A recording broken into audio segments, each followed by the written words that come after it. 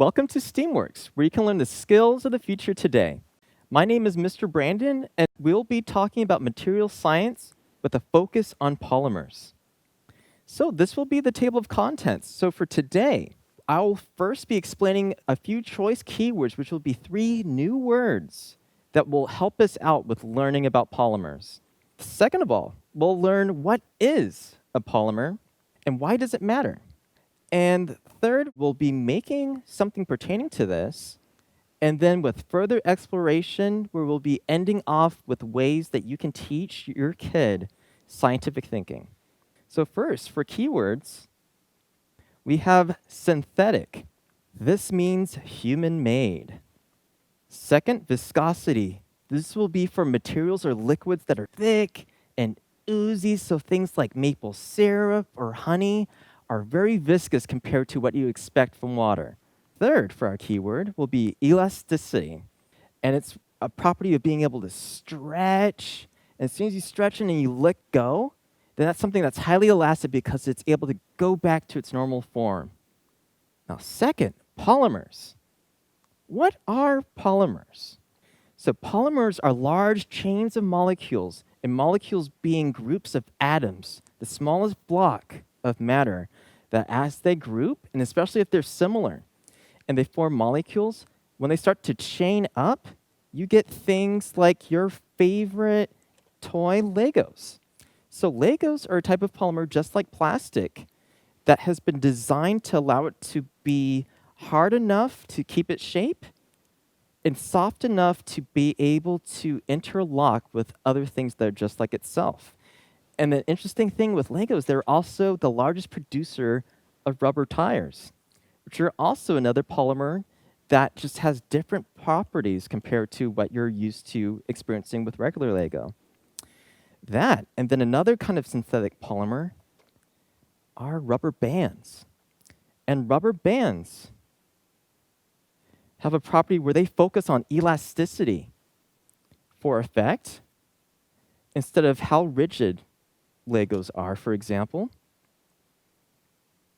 And now, this will be leading into today's activity. So I'm going to use some choice keywords that we experienced before to be used as hints for what we'll be doing today.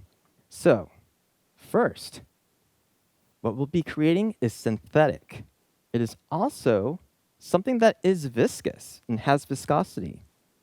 And third, it's elastic, which is the properties of slime. So, for today, we'll be using glue and borax. So borax is a compound that is friendly and useful molecules for what we'll be making today. And school glue that we'll be using is actually already a polymer, but it's loosely tied to itself, loose polymer chains. So we'll be using the borax to lead to the kind of cross-linking that has been used by industries to make what you're used to. So, for that, I'm going to be putting on gloves, since before any activity using chemicals, it's always safe to make sure that you're protected, and including doing this with a trusted adult. So after I put these on, I'm going to be making a new batch of my activator using the borax. So these are the friendly molecules that I'm going to be making even more friendly by mixing this with water. So do it like so. Okay.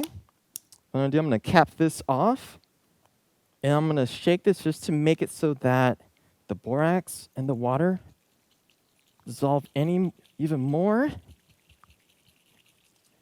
And then we're going to be letting this sit for a bit. And what I'm going to be doing is I'm going to be taking some of these loosely connected polymers in this school glue, getting it all out. As you see, it's already super viscous.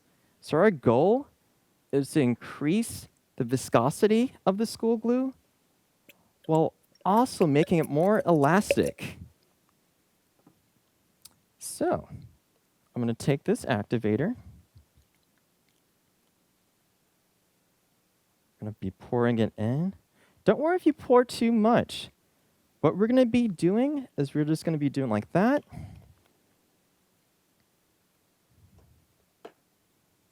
I'm going to take this popsicle stick. What I'm going to be doing now is just making sure that all of the molecules in the glue are able to reach and pretty much hug the molecules in the borax. And as you can see, it's starting to congeal and get gunky. It's increasing its viscosity. And then soon we'll be testing to see how elastic it is. So after it's done, and luckily because I have gloves, I could play around with it a bit. And making sure some of the excess water and borax is out. And then there you go. So as you can see, this fresh batch of slime is super viscous and also a bit elastic. And then in comparison, I had this old batch done, and it's practically a rubber ball now because it's been with the activator so long. Okay, then after you're done, you just take off your gloves and wash your hands.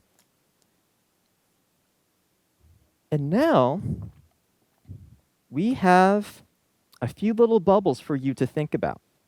So first is what I call just enjoying mistakes for what you do with your kid. And what some people don't know is that the chocolate chip cookie itself was a mistake.